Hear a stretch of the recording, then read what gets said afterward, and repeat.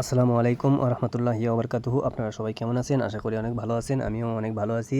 সকাল সকাল উঠে চলে আসলাম আমার মরিচের জমিতে। আর আমাদের এখানে আজ প্রচুর পরিমাণ বৃষ্টি হয়েছে। বৃষ্টির কারণে দেখতেই পাচ্ছেন জমিতে প্রচুর পানি বেঁধে গেছে। এখানে ধান ছিল, ধানটাও প্রায় ডুবে গেছে, হালকা একটু বের হয়ে আছে। আমি চলে যাচ্ছি আমার মরিচের ভেনিতে। মরিচের জমিতে পানি বাঁধা আছে, যেহেতু আমি কালকে বাগুর করতে পারিনি। একদম দেখেন কি অবস্থা, মরিচের জমিতে প্রচুর পরিমাণ পানি বাঁধা আছে। তাই চলে আসলাম সব পানিগুলো উঠাই দিতে। আর দেখেন চতুর্দিকে এমন পরিমাণ বৃষ্টির পানি, এগুলো কিন্তু বন্যার না, এগুলো সম্পূর্ণ বৃষ্টির পানি।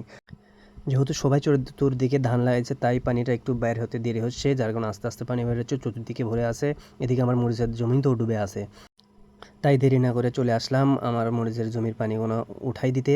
অন্য পাশে একটা মেশিন সেট করা আছে, মেশিনটা দিয়ে মেশিনের কাছে যাচ্ছি। এই মেশিনটা তার দিয়ে সব পানি আজকে এখান থেকে উঠে দেবো। তাহলে আস্তে আস্তে ইনশাল্লাহ রোদ পেয়ে আমার শুকিয়ে যাবে, মাটি আবার নতুন করে আমি তৈরি করে জমি চাষ করব। দেখতেই পাচ্ছেন যেখানে মেশিনে পানি দিচ্ছি, পানিটা দিয়ে স্টার্ট দেবো, স্টার্ট দিয়ে সকল পানি তুলে দেবো। যেহেতু এখানে টিউবওয়েল নাই, নিচে ভার্টিক্যাল লাগানো আছে, তাই আমি এখান থেকে পানি দিচ্ছি, যার কারণে পানিটা ভার্টিক্যালে বেঁচে থাকবে। তারপর মেশিন স্টার্ট দেওয়ার পর পানিটা উঠবে। তাই আর দেরি না করে মেশিন স্টার্ট দেওয়া শুরু করে দিলাম। হ্যান্ডেল মারলাম, স্টার্ট ধরে গেল মেশিন।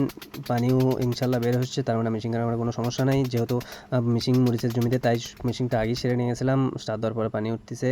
যেহেতু এটা বর্ষার সিজন, তাই বৃষ্টি হয়, বৃষ্টি হবে, এটা স্বাভাবিক। তাই সবাই আমরা আমাদের এদিকে জমিতে এইভাবে মেশিনটা সেট করে নেই। মেশিন নাই এখানে, হালকা একটু করে ভাতি করি।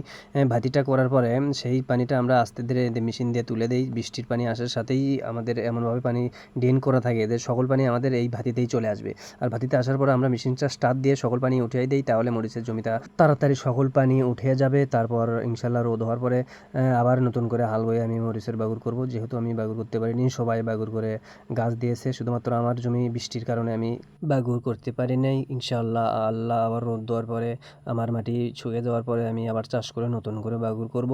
জানি না করতে পারবো কি না, আবার যদি বৃষ্টি হয় তাহলে বাগুর করার হবে না। আজকের মতো এ পর্যন্তই। সবাই ভালো থাকবেন, সুস্থ থাকবেন। আল্লাহ হাফেজ।